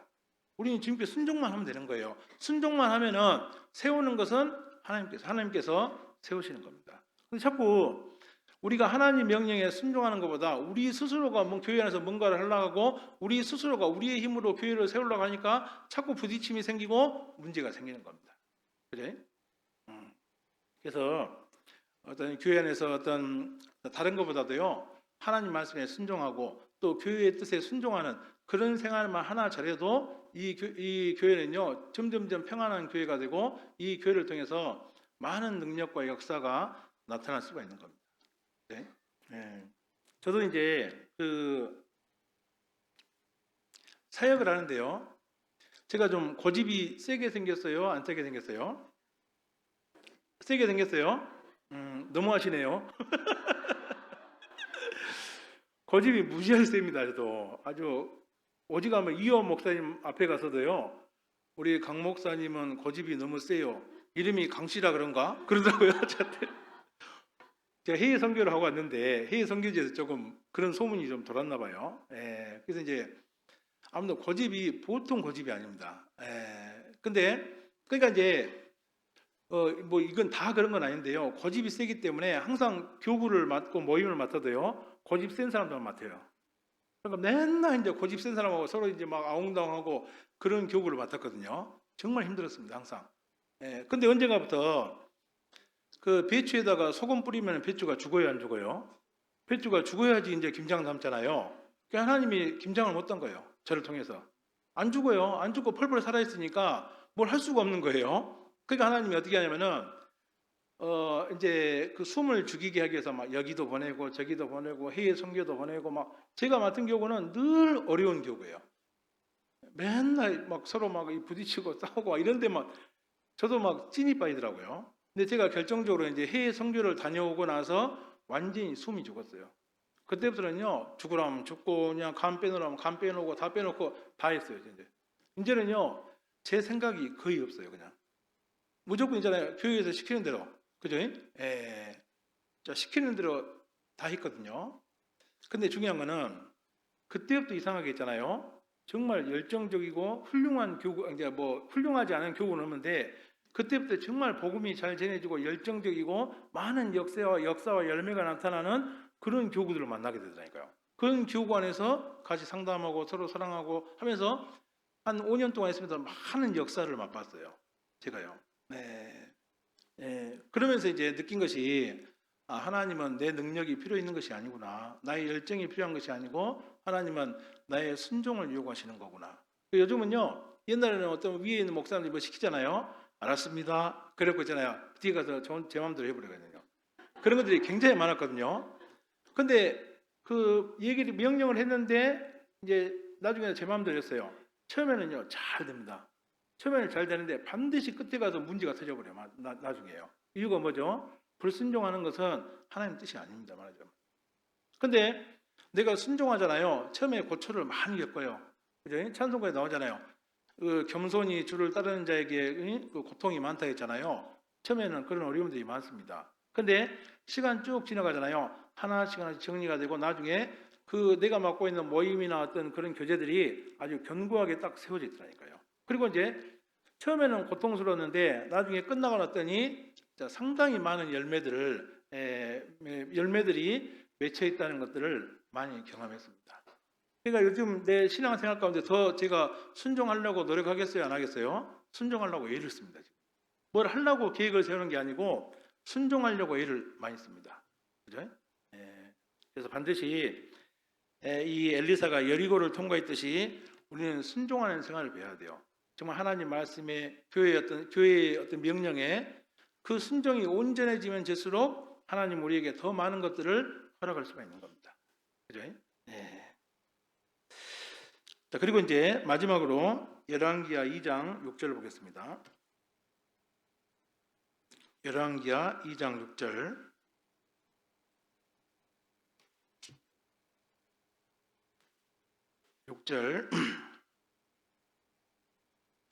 엘리야가 또 엘리사에게 이르되 청컨대 너는 여기 머물라 여호와께서 나를 요단으로 보내시느니라. 저가 가로되 여호와의 사심과 당신의 혼의 삶을 가리켜 맹세하노니 내가 당신을 떠나지 아니하겠나이다. 이에 두 사람이 행하니라. 자, 그 다음에 이제 요단이죠. 이 요단강은요 이스라엘 사람들이 세례를 받았던 그 장소죠. 세례는 죽음을 얘기하는 겁니다. 그죠? 그래서 요단강에 참여하는 것은 자기 자신을 죽음에 넘기는 거예요. 로마서 6장 보겠습니다.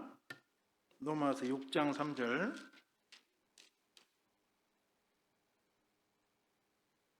로마서 6장 3절부터 5절까지.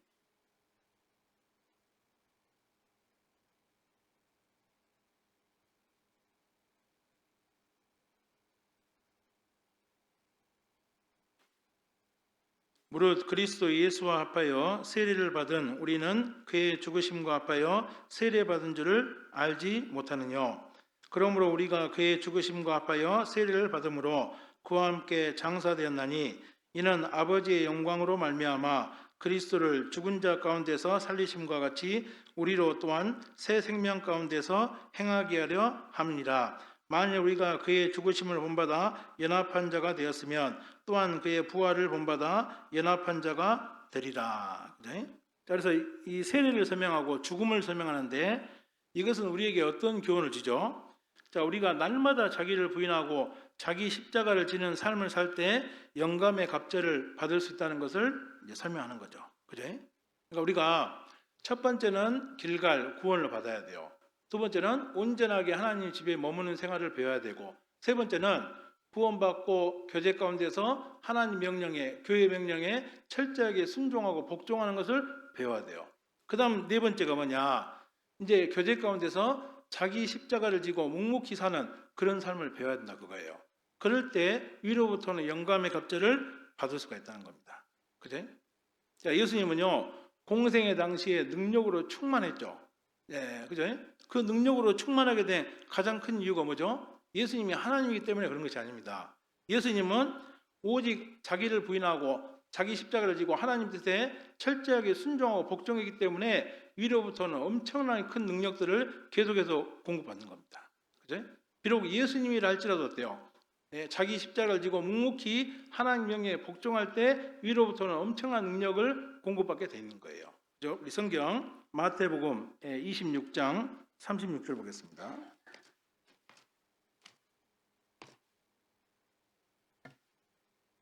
마태복음 26장 39절.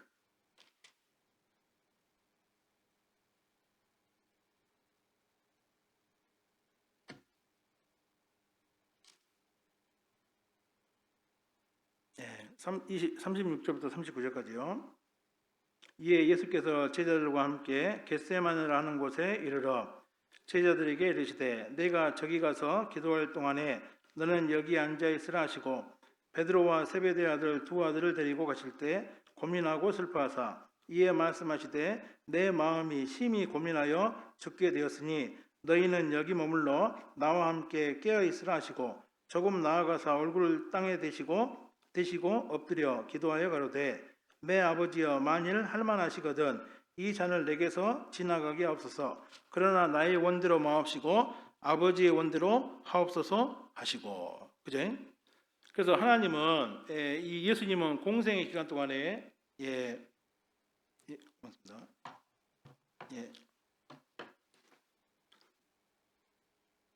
그래서 이 예수님은요, 이 공생의 기간 동안에 항상 그 삶이 어떤 삶이죠? 자, 오직 내 뜻대로 마옵시고 오직 아버지의 뜻대로 하옵소서. 그죠? 항상 하나님 명령에 순종하고 복종하고 자기 뜻과 생각이 없어요. 자기 목을 쳐버리고 오직 그리스도 하나님이 자기 속에서 영광을 받는 거, 하나님만이 자기 속에서 존귀되는 거. 자, 그것만을 삶의 목표로 잡고 살으셨기 때문에 자, 능력으로 충만한 그런 삶을 살 수가 있었죠. 네? 자, 바울 사도도요. 평생 바울 사도가 충만한 삶을 살 수 있었던 이유가 뭐죠? 계속 십자가를 지고 굴복된 삶을 살았기 때문에 그런 겁니다. 고린도전서 9장 26절 보겠습니다. 고린도전서 9장 26절.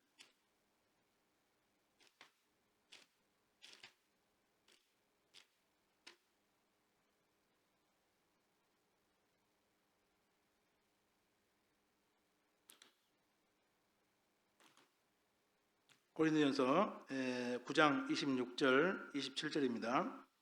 그러므로 내가 다름질하기를 향방 없는 것 같이 아니하고 싸우기를 허공을 치는 것 같이 아니하여 내가 내 몸을 쳐 복종하게 하면 내가 남에게 전파한 후에 자기가 도리어 버림이 될까 두려워함이로다. 그죠? 그래서 바울 사도가 많은 교회들을 세우고 많은 성경을 기록할 수 있었던 가장 큰 이유도 뭐죠? 날마다 자기를 쳐서 복종시켰기 때문에 위로부터 오는 영감의 갑절을 공급을 받은 거죠. 그죠? 그래서 이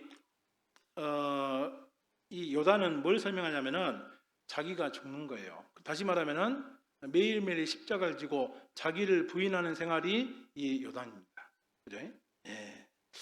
그러면 이제 우리가 영감의 갑절을 받기 위해서 우리가 부인해야 될 것들이 뭐가 있냐? 첫 번째는 하나님 말씀을 대적하는 모든 생각과 주장을 다 부인해야 됩니다. 그죠?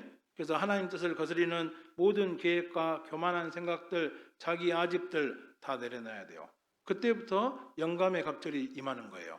근데 이것을 계속 가지고 있잖아요. 위로부터는 기름 부음이 없어요. 끊어집니다. 이제. 하나님이 제일로 싫어하는 것이 뭐죠? 자기 고집과 자기 교만이에요. 이거 버리기 전까지는 위로부터는 공급은 없어요. 그죠? 예. 그리고 이제 자기 권세나 권력을 내려놔야 됩니다. 자, 십자가는 굴욕을 당하는 장소고 다른 사람에게 비천히 여김을 받는 그런 장소예요. 근데 그래서 그 십자가는 결코 자기 권리를 주장하는 그런 장소가 아닙니다. 근데 자기 권력으로 다스리고 다른 사람 위에 군림하는 사람은요 결코 십자가를 질 수가 없는 겁니다. 이런 사람들은 위로부터 오는 영감의 갑절을 공급받아요, 못 받아요? 절대로 못 받습니다. 이유가 뭐냐? 우리 주님은 겸손의 왕이에요. 겸손의 왕이고 철저하게 낮아져 가지고 다른 사람을 섬기는 위치에 있었기 때문에 위치에 있는 그런 분이기 때문에 우리도 그런 사람이 될 때 위로부터 오는 영감의 갑절을 공급할 수 있는 겁니다. 오늘날 많은 사람들이 왜 이 영감의 갑절을 못 받느냐? 교만해요. 그죠? 정말 하나님 말씀보다 자기 생각이 높아져 있고 교회보다 자기 고집과 아집이 높아져 있어요. 이런 것들 때문에 영감의 갑절을 못 받는 사람도 많다는 겁니다.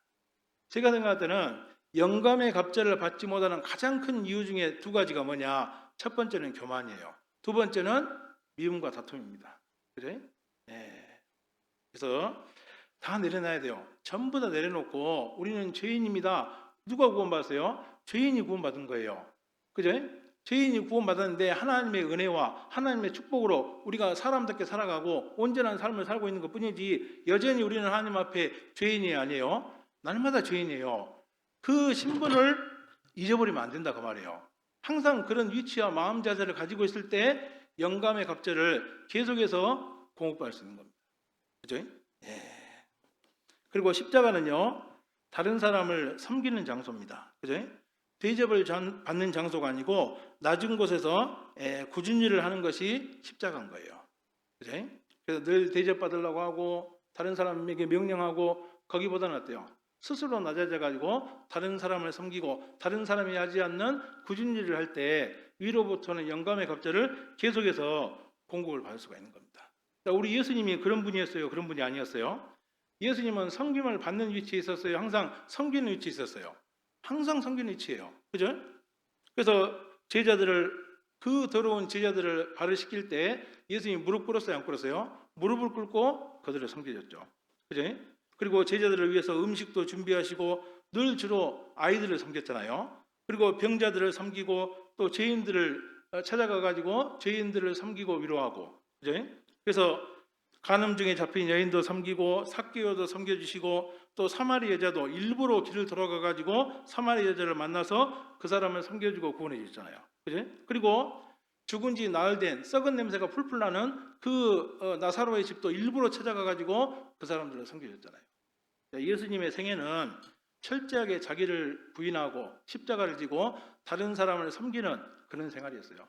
그러니까 위로부터는 엄청나게 큰 능력의 수십 갑절을 예수님은 공급받고 능력 있는 사역을 하신 거죠.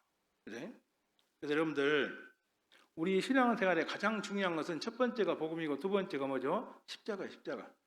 그죠? 모든 능력은 어떤 돈이라든지 학식이라든지 어떤 인격, 거기서 나오는 것이 아니고 십자가예요. 매일매일 자기를 부인하고 그 십자가를 지고 묵묵히 예수님처럼 그 고난받는 삶을 살아가는 그 사람에게 진정한 의미에서 영감의 갑절이 내려오는 겁니다. 그러니까 신앙생활의 가장 큰 능력은 권력이 아닙니다. 권세가 아니고 뭐예요? 십자가예요. 십자가에서 굴욕당하고 다른 사람에게 무시당하고 창피를 당하고 다른 사람 밑에서 굳은 일을 하고 다른 사람을 섬기고, 이것이 신앙생활의 가장 큰 능력이에요. 그런데 언젠가부터 우리가 구원받은 그리스도인들이 십자가를 벗어던지고 자기 권력으로, 자기 힘대로, 자기 마음대로 살기를 고집하는 사람들이 많아요. 그러니까 위로부터는 영감의 갑절을 얻을 수 있어요? 못 얻어요? 못 얻는 거예요. 그러니까 늘 침륜에 빠져가지고 황량한, 그죠? 아무 능력도 없고 허무한 그런 신앙생활들을 전부 다 하고 있는 겁니다.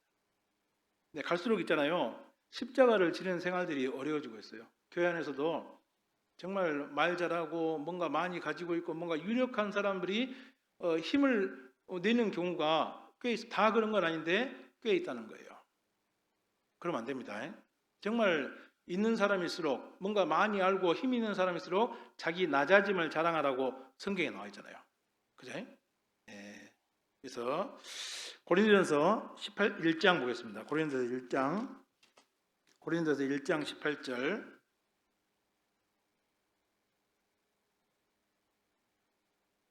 고린도전서 1장 18절.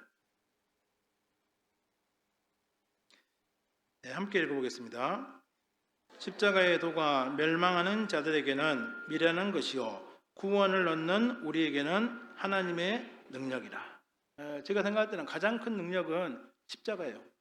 저도 언제 제가 이제 마음이 정말 충만하고 능력으로 이렇게 넘쳐났는지를 생각해 보면요, 아까 얘기했듯이 항상 복음 전할 때, 제가 상담하기 위해서 몸을 사리지 않을 때, 수양에 가서 정말 상담하고 영혼이 구원받고, 그때 정말 능력으로 충만했던 것 같아요. 또 하나는 정말 내가 마땅히 권리를 부릴 수 있으면서도 권리를 부리지 않고, 마땅히 싸울 수 있으면서도 다른 사람에게 싸우지 않고 굴욕을 당하고 창피를 당하고 무시를 당하고 그랬을 때요, 뭔가 속에서 엄청난 능력이 올라온다는 것을 느낄 수가 있습니다. 지금도 이렇게 살다 보면요, 정말 무시를 당할 때도 많이 있고 그 다음에 여러 가지 곤욕을 당할 때도 많이 있거든요. 항상 이걸 생각합니다. 능력은 십자가에 있다. 주님이 그런 삶을 살았기 때문에 나도 내 안에서 계속해서 능력 있는 삶을 살기 위해서 하나님께서 나에게 주신 자기 십자가, 내 십자가를 지고 나는 그 십자가의 길을 묵묵히 가야겠다. 그것으로 하루하루를 버팁니다. 네? 정말 나를 괴롭히고 오해하고 막 무시하고 막 이런 사람도 있거든요. 그때도 어때요? 주님 가셨던 그 십자가를 생각하면서 묵묵히 참고 그 뒤를 따라가려고 노력하고 있습니다. 예. 그렇기 때문에 그나마 있잖아요. 뭔가 위로부터 능력이 있고 위로부터 하나님의 위로가 있고 그런 것 같습니다. 아직 뭐 충분하지는 않지만은 그렇게 살려고 애를 쓰는 것이 정말 중요할 것 같습니다. 그래서 이 네 가지 삶을 통해서 위로부터 오는 엄청나게 큰 그 영감의 갑절들을 다 받으시고 정말 이 자리가 구원받은 그리스도인으로 넘쳐날 수 있도록 그렇게 하시면 좋겠습니다. 기도하고 마치겠습니다. 천지 만물을 창조하시고 또 저희를 구원하신 주님 감사합니다. 오늘 또 말씀을 통해서 여러 가지 또 교훈해 주신 것 감사드립니다. 더욱더 우리 큰 능력이 우리 안에 머물기 위해서 정말 우리의 그 구원이 더욱더 확실하게 될 수 있도록 도와주시고 또 온전한 교회 생활을 또 할 수 있도록 도와주십시오. 그리고 교회 가운데서 철저하게 순종하는 그런 생활들을 배울 수 있게 해주시고 또 주님께서 우리 각 사람에게 덧대 주신 자기 십자가를 지고 묵묵히 정말 주님의 길을 따라가는 우리 형제자매님들 될 수 있도록 도와주십시오. 그 네 가지 생활로 말미암아서 정말 우리를 통해서 더욱더 많은 복음의 역사가 일어날 수 있도록 주님께서 도와주시기를 기도드립니다. 이에 모든 시간도 주님께서 함께해 주시기를 기도드립니다. 저희를 위해서 십자가에 들려 돌아가신 예수님 이름으로 기도드리겠습니다. 아멘.